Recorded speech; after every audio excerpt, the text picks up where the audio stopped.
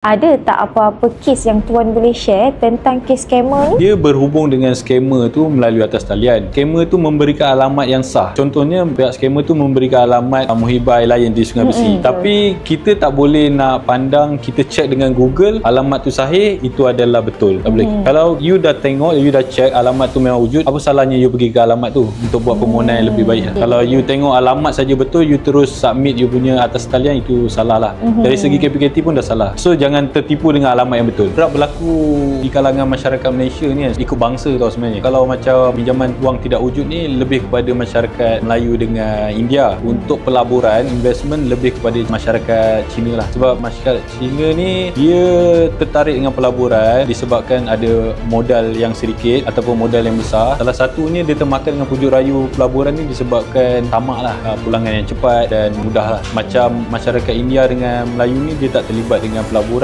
kurang lah.